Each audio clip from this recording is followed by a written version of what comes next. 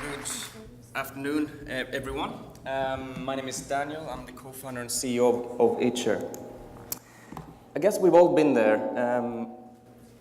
Does this one work? Can you hear me okay?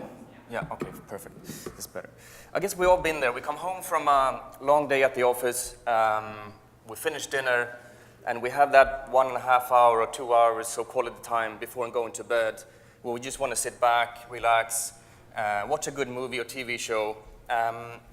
So what we do, we open up Netflix, we browse for a while, and we see what's on there, and then we go to our Amazon Prime account, and maybe we search a bit there, and suddenly 10-15 minutes of that precious quality time is gone, and we feel that the frustration is growing. That's exactly the reason why we developed Itcher. Itcher acts as a discovery app and sits on top of existing on-demand services.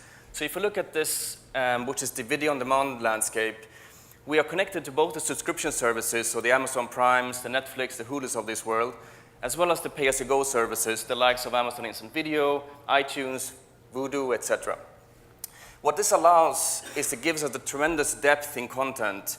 Just to give you an example, looking at movies, so you have, within the Itcher platform, about 31,000 movies that are instantly streamable by one tap or one click within the app, right? If that can you compare to just over 2,000 movies that's available on Netflix. So that gives you an idea of what you're missing out on if you're only going into this application alone.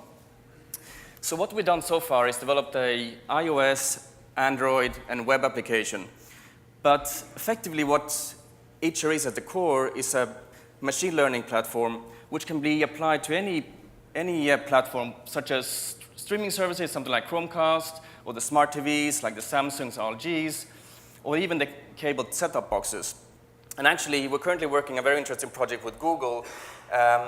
They approached us and wanted us to be the pre-installed application for entertainment recommendation on their upcoming Google Home products. So that's very exciting for us, and as I said, we can apply that software to any application out there. So what have we done so far with our application? Well, since our launch of the app 10 months ago, we've had about 150,000 installs by users with very limited marketing support. But what's interesting is that people really engage with the content. So people rate things they've seen, movies, books, games, etc. And on average, we get about 50 ratings or interaction per user. So this has given about 7.5 million different data points or ratings on the platform so far. And by using those 7.5 million ratings, we have generated over 50 million personalized recommendations to our users. So let me tell you a little bit more about the whole recommendations itself.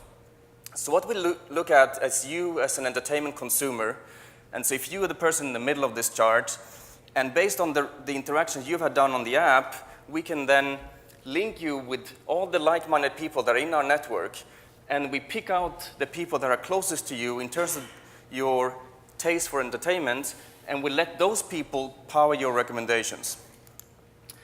So obviously the $1 billion question here is, how do we make money, right? So we have 2 stages of monetization. The immediate stage, which is already live since the summer, is effectively acting as affiliate to Amazon and iTunes, etc. And for every rental you make on these platforms, we get a commission. But we think the Holy Grail is more interesting and further down the line. There's a $15 billion market for release marketing. What does that mean? Well, that's a $15 billion that the movie studios, the record labels are spending each year in order to get their new titles out there. And what's shocking is that 95% of that budget is spent offline, which means only 5% goes to online channels. And of course, here we're competing with the likes of YouTube and Facebook, but our data is much more granular. So if you're a movie studio and you want to release your new Spider-Man movie, you can target those people that really engage with that Marvel content or maybe even loved the first 2 movies of that series.